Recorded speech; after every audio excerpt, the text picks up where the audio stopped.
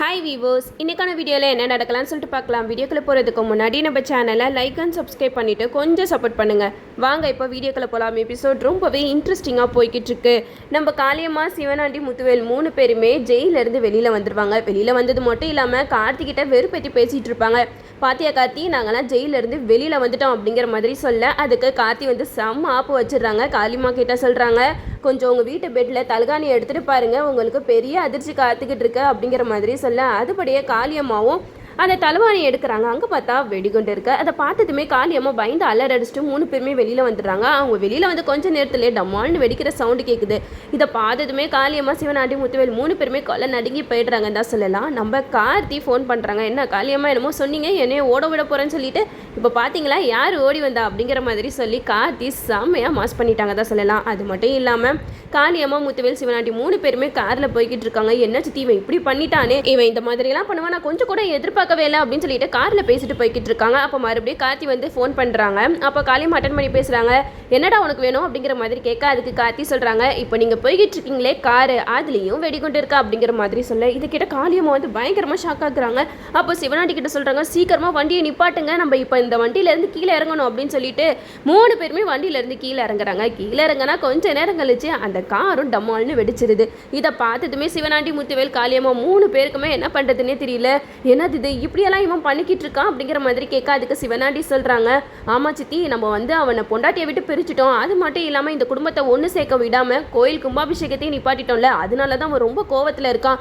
நம்மளை ஏதாவது பண்ணாலும் பண்ணிடுவான், நம்ம திருப்பி ஜெயிலே போயிடுவோம், அதுதான் நம்மளுக்கு பாதுகாப்பான இடம் அப்படின்னு சொல்லிட்டு 3 பேருமே ஜெயிலில் போயிட்டு அந்த அதிகாரி கிட்ட சொல்கிறாங்க, சார் நாங்கள் வெளியில் இருந்தால் எந்த ஒரு பாதுகாப்பும் எங்களுக்கு இல்லை, அதனால நாங்கள் ஜெயிலுக்குள்ளேயே இருக்கோம், நாங்கள் தான் கோயிலில் பாம் வச்சோம், நாங்கள் இவனுக்கு பணத்தை கொடுத்து பொய்யா உள்ளே வர வச்சிட்டோம் அப்படிங்கிற மாதிரி சொல்ல, இதை கேட்ட அந்த அதிகாரி 3 பேத்தையும் செம்மையாக திட்டுறாங்க. என்ன அவங்களுக்கு விளையாட்டா போயிடுச்சா அப்படின்னு சொல்லிட்டு 3 பேத்தையும் வெளுத்து வாங்குறாங்க. மறுபடியும் இந்த 3 பேருமே லாக்அப்பில் போயிட்டு உட்காந்துடுறாங்க. இந்த விஷயம் சந்திரகலாவுக்கு தெரிய வர சந்திரகலா பயங்கரமாக அப்செட் ஆகிடுறாங்க. இவங்க 3 பேருமே வெளியில் வந்துட்டாங்கன்னு சந்தோஷப்பட்டா இப்போ என்னன்னா மறுபடியும் லாக்அப்குள்ளேயே போயிட்டாங்களே அப்படின்னு சொல்லிட்டு சந்திரகலா ஒரு பக்கம் கோவத்தில் இருக்காங்க. இந்த சைடு நம்ம கார்த்தி வந்து ரேவதிக்கு ஃபோன் பண்ணுறாங்க. என்ன ரேவதி, சாப்பிட்டியா அப்படின்னு சொல்லிட்டு கேட்க, அதுக்கு ரேவதி சொல்கிறாங்க, என்ன ராஜா, நீ இல்லாமல் எனக்கு இங்கே இருக்கவே பிடிக்கல, என்னை தயவு செஞ்சு உங்ககிட்ட கூட்டிகிட்டு போ அப்படிங்கிற மாதிரி சொல்ல, அதுக்கு கார்த்தி சொல்கிறாங்க, இங்கே பாரு ரேவதி, நம்ம உண்மையை நிரூபிக்கணும்னா அதுக்கு ஒன்றே ஆதாரம் தான் இருக்கா, அது வேறு எதுவும் இல்லை, ஒரு ஃபோன் தான். அந்த ஃபோனுக்கு பின்னாடி இந்த அடையாளம் இருக்கும். அந்த துரைசாமியை அந்த ஃபோனில் தான் உங்கள் அம்மாவோட அம்மாவை கொலை பண்ணதுக்கு ஆதாரமாக நிறைய விஷயங்களை பதிவு பண்ணிட்டு போயிருக்காரு. அந்த ஃபோன் மட்டும் நம்ம கைக்கு கிடச்சிச்சுன்னா கண்டிப்பாக அத்தைக்கிட்ட நம்ம எல்லா உண்மையுமே ப்ரூவ் பண்ணிடலாம் அப்படிங்கிற மாதிரி சொல்ல, இதை கேட்ட ரேவதி சொல்கிறாங்க, அப்போது அந்த ஃபோன் எங்கே தான் இருக்குது அப்படிங்கிற மாதிரி கேட்க, அதுக்கு கார்த்தி சொல்கிறாங்க, நம்ம வீட்டிலே தான் இருக்குது, ஆனால் எங்கே இருக்குன்னு தெரியல, இப்போ அந்த ஃபோனும் சுவிட்ச் ஆஃபில் இருக்குது, அந்த ஃபோன் மட்டும் நம்மளுக்கு கிடச்சிருச்சுன்னா போதும் ரேவதி அப்படிங்கிற மாதிரி ரேவதி கிட்ட சொல்லிக்கிட்டு இருக்காங்க.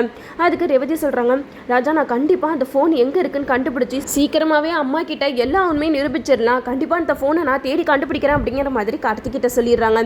இந்த சைடு நம்ம சாமுண்டீஸ்வரி ஃபைலை காணோம் அப்படின்னு சொல்லிட்டு தேடிட்டு இருக்காங்க. அப்போது ரோகிணி கிட்ட சொல்கிறாங்க, ரோகிணி என்னோட ஃபைல் ஒன்று காணா, எல்லா ரூம்லையும் தேடிட்டேன், உன்னோட ரூமில் மட்டும் தான் தேடலை, உன் ரூமில் அந்த ஃபைல் இருக்கான்னு பார்த்துக்கிறேன்னு சொல்லிட்டு பீரோவில் போய்ட்டு அந்த ஃபைலை தேடி பார்க்குறாங்க. சந்திரகலாவும் கூட இருக்காங்க. அப்போ சந்திரகலா வந்து சொல்கிறாங்க, அக்கா நீ தேடிட்டு இந்த ஃபைல் இங்கே தான் இருக்க பாரு அப்படிங்கிற மாதிரி சொல்ல, இதை கேட்ட சாமுண்டீஸ்வரியும் அந்த ஃபைல் எடுத்து பார்க்குறாங்க. நல்ல வேளை இந்த ஃபைல் கிடச்சிருச்சு அப்படின்னு சொல்லிட்டு பார்த்துக்கிட்டு இருக்கும்போது பக்கத்தில் ஒரு ஃபோன் இருக்கா. அந்த ஃபோன் தான் அந்த கான்ஸ்டபிளோட ஃபோன். ஆனால் அதை சாமுண்டீஸ்வரி பார்க்காமலே விட்டுறாங்க.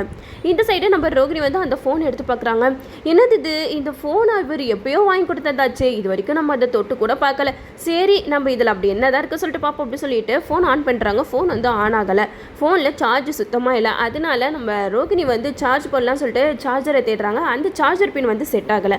அதனால ரேவதி கிட்ட போயிட்டு கேட்குறாங்க, ரேவதி இந்த ஃபோனு உங்கள் மாமா எனக்கு எப்பயோ வாங்கி கொடுத்தது, இது வந்து புதுசெல்லாம் கிடையாது, செகண்ட் ஹேண்ட் ஃபோன் தான், இதில் சார்ஜ் போடணும், உங்ககிட்ட சார்ஜர் ஏதாவது இருக்கா அப்படின்னு சொல்லிட்டு கேட்குறாங்க. அப்போ நம்ம ரேவதி வந்து அந்த ஃபோனை சரியாக பார்க்கல. நம்ம ரேவதியும் உள்ளே இருந்து சார்ஜர் கொண்டு வந்து சார்ஜ் போட்டுட்ருக்காங்க. அந்த நேரம் பார்த்து சாமுண்டீஸ்வரி ரேவதி கிட்ட பேசலான்னு போகிறாங்க. ரேவதி, என் மேலே நீ கோவமாக இருப்பேன்னு எனக்கு நல்லாவே தெரியும், ஆனால் நடக்கிறது எதுவோ அதை தான் நம்ம ஏற்றுக்கணும் அப்படி இப்படின்னு சொல்லிட்டு ரேவதி கிட்ட பேசிக்கிட்டு இருக்கேன். இதை கேட்ட ரேவதிக்கு செம கோவம் வருது. அம்மா நான் சொல்கிறது கொஞ்சம் நல்லா கேட்டுக்கோங்கம்மா, ராஜா இந்த வீட்டுக்கு எவ்வளோ நல்லது செஞ்சுருக்கான், ஆனால் பாட்டியோட பேரன் அப்படிங்கிற ஒரு விஷயத்தை வச்சு அவனை இந்த வீட்டை விட்டு துரத்துனது மட்டும் இல்லாமல் என்கிட்ட இருந்து பிரிச்சிட்டிங்களா அப்படிங்கிற மாதிரி கேட்க, அதுக்கு சாமுண்டீஸ்வரி சொல்கிறாங்க, நீங்கள் பார் ரேவதி, துர்கா, நவீன் இவங்க 2 பேருமே எனக்கு துரோகம் பண்ணதுக்கு அவங்கள வீட்டை விட்டு அனுப்புனது உனக்கு ஞாபகம் இருக்குல்ல, அப்போது என்கிட்ட ஏமாற்றி வீட்டுக்குள்ளே நுழைஞ்ச இவனை நான் எப்படி வீட்டில் வச்சுருப்பேன் அப்படிங்கிற மாதிரி சாமுண்டீஸ்வரி சொல்ல அதுக்கு ரேவதி சொல்கிறாங்க, நீங்கள் பேசுகிறது கொஞ்சம் கூட நியாயமே இல்லை. ஏன்னா துர்கா நவீன் வந்து அவங்க ஓடி போய் கல்யாணம் பண்ணிக்கிட்டாங்க. ஆனால் நாங்கள் 2 பேரும் அப்படியே கல்யாணம் பண்ணோம். நீங்கள் தானே எங்கள் 2 பேத்துக்கும் கல்யாணத்தை பண்ணி வச்சிங்க. இப்போ நீங்களே என்கிட்ட இருந்து பிரிச்சிங்கன்னா அதில் என்னம்மா நியாயம் இருக்குது அப்படிங்கிற மாதிரி நம்ம ரேவதி வந்து சாமுண்டீஸ்வரி கிட்ட சொல்கிறாங்க. அதுக்கு சாமுண்டீஸ்வரி சொல்கிறாங்க, இங்கே பாரு ரேவதி, நீ ரொம்ப ஓவராக பேசிக்கிட்டு இருக்க. நானும் சரி நம்ம பொண்ணு ரொம்பவே கஷ்டத்தில் இருக்காளேன்னு சொல்லிட்டு ஆறுதலாக பேசலான்னு வந்தால் நீ என்ன இப்படி பேசிக்கிட்டு இருக்க. நீ என்ன பேசினாலும் சரி அவன் நம்ம கூட நான் சேர்த்து வைக்கவே மாட்டேன் அப்படிங்கிற மாதிரி சொல்ல அதுக்கு ரேவதி சொல்கிறாங்க, நீங்கள் என்ன வேணாலும் சொல்லுங்கம்மா, ஆனால் கண்டிப்பாக பாட்டி தான் சிவகாமி அம்மாவோட சாவுக்கு காரணம் அப்படின்னு நீங்கள் நினச்சிக்கிட்டு இருக்கீங்க.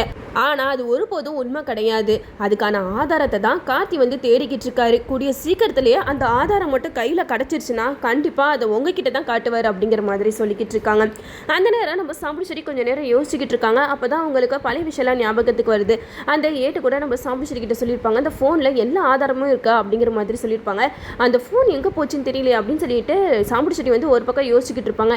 ஆனால் அந்த ஃபோன் வந்து ரோகிணி சார்ஜிலேருந்து எடுத்துகிட்டு வருவாங்க. அப்போது சாமுண்டீஸ்வரி கேட்பாங்க, என்னது இது ஃபோன் அப்படிங்கிற மாதிரி கேட்க அதுக்கு ரோகிணி சொல்லுவாங்க, இல்லைம்மா இவர் வந்து எனக்கு ஒரு ஃபோன் வாங்கி கொடுத்தாது, இது பழைய ஃபோனு தான், இது சார்ஜ் போடுறதுக்காக இங்கே கொண்டு வந்தா அப்படிங்கிற மாதிரி சொல்லிக்கிட்டு இருப்பாங்க. அப்போ நம்ம கார்த்தி வந்து ரேவதி கிட்ட அந்த ஃபோனுக்கு பின்னாடி ஒரு அடையாளம் இருக்கும் இல்லையா அதெல்லாம் சொல்லியிருப்பாங்க. ஸோ சாமுண்டீஸ்வரி ரேவதி இவங்க 2 பேர்த்தில் யாராவது ஒருத்தவங்க அந்த ஃபோனை பார்த்தாங்கன்னா நல்லாயிருக்கும். இவங்க 2 பேர்த்தில் யாராவது ஒருத்தவங்க அந்த ஃபோனை பார்த்தா தான் அது கான்ஸ்டபிள் ஃபோன் அப்படின்னு சொல்லிட்டு அதில் இருக்கிற ஆதாரம் எல்லாத்தையுமே நம்ம சாமுண்டீஸ்வரி பார்க்க முடியும். சாமுண்டீஸ்வரிக்கு மட்டும் இந்த உண்மை தெரிஞ்சிச்சுன்னா கண்டிப்பாக அவங்களுக்கு பாட்டி மேலே இருக்கிற கோவம் எல்லாமே போயிடும். அதுக்கப்புறம் கார்த்தியை இந்த வீட்டு மாப்பிள்ளையாக ஏற்றுப்பாங்க. அப்போது மயில்கிட்ட வந்து நம்ம கார்த்தி ஃபோன் பண்ணி பேசுகிறாங்க, எப்பா மயில் சீக்கிரமாக அந்த ஃபோன் எங்கே இருக்குன்னு நீ கண்டுபிடிப்பா. அந்த ஃபோன் நம்ம கண்டுபிடிச்சா மட்டும்தான் அத்தையோட ஃபேமிலிக்கு எதுவும் ஆகாமல் நம்மளால் காப்பாற்ற முடியும் அப்படிங்கிற மாதிரி சொல்ல அதுக்கு மயில் சொல்கிறாங்க, இல்லைப்பா நீ நினைக்கிற மாதிரி அந்த ஃபோன் அவ்வளோ சீக்கிரம் கிடைக்காது போலையே. நானும் எவ்வளோ இடத்துல தேடிட்டேன், அந்த ஃபோன் கிடைச்ச மாதிரியே தெரியல. இந்த சின்னத்தை வேற அத்தையை திருந்தவே விட மாட்டேங்குது. எப்போ பாரு அத்தையை ஏற்றி விட்டுக்கிட்டே இருக்கு. இப்படியே போனால் என்னதுக்கு தான் ஆகுறது. சாமுண்டீஸ்வரி அத்தை கொஞ்சமாவது மனசரிங்கி வரும்போது இந்த சின்னத்தை வந்து ஏதாவது குட்டையை குழப்பி விட்டுருது. சீக்கிரமாக இந்த சின்னத்தைக்கு ஒரு முடிவு கட்டணும். அப்படி இல்லைனா கண்டிப்பாக அந்த சிவனாடி கும்மலோட சேர்ந்துட்டு அத்தையை ஏதாவது பண்ணுறதுக்கு வீட்டில் இருந்தே பிளான் பண்ணிக்கிட்டு இருப்பா அப்படிங்கிற மாதிரி நம்ம மயில் வந்து கார்த்திக்கிட்ட சொல்கிறாங்க. அதுக்கு கார்த்தி சொல்கிறாங்க, நீங்கள் சொல்கிறது கரெக்டு தான் மயில். நானும் சரி போனா போட்டுன்னு விட்டு வச்சுருந்தா இப்போ அவங்களோட ஆட்டம் ரொம்பவே அதிகமாகிடுச்சு. அது மட்டும் இல்லாமல் நான் வேற இப்போ வீட்டில் இல்லையா, இந்த நேரம் பார்த்து கண்டிப்பாக அத்தையை பழி வாங்குறதுக்கு இவங்கெல்லாம் என்ன வேணாலும் யோசிக்கலாம் அப்படின்னு சொல்லிட்டு நம்ம கார்த்தி மயில் கிட்ட சொல்கிறாங்க. எப்படியாவது சந்திரகலாவோட முகத்திலேயே நம்ம சாமுண்டீஸ்வரி கிட்ட நிரூபிக்கணும். அப்படி இல்லையா அந்த ஃபோனில் இருக்கிற ஆதாரத்தையாவது அட்லீஸ்ட் நம்ம சாமுண்டீஸ்வரி பார்க்குற மாதிரி வைக்கணும். இந்த 2த்தில் ஏதாவது ஒன்று நடந்தால் தான் இன்னும் எபிசோட்ஸ் எல்லாம் இன்ட்ரெஸ்டிங்காக போகிறதுக்கு வாய்ப்புகள் அதிகமாக இருக்குது. கூடிய சீக்கிரமாகவே நம்ம சாமுண்டீஸ்வரி அந்த ஃபோனில் இருக்கிற ஆதாரத்தெல்லாம் பார்த்துட்டு நம்ம கார்த்தியை பழையபடி மாப்பிள்ளையாவே வீட்டுக்குள்ளே கூட்டிகிட்டு வரணும். அப்போ தான் இந்த சிவனாண்டி, முத்துவேல், காளியம்மா, சந்திரகலா இவங்க 4 பேருக்குமே முகத்தில் கரியலி பூசின மாதிரி இருக்கும். இதெல்லாம் சீக்கிரமாகவே நடந்தால் நல்லாயிருக்கும். நம்மளும் வெயிட் பண்ணி பார்ப்போம். ஓகே வீவர்ஸ், இந்த வீடியோ உங்களுக்கு பிடிச்சிருந்தா லைக் பண்ணுங்கள். மறக்காமல் நம்ம சேனலை சப்ஸ்கிரைப் பண்ணிடுங்க.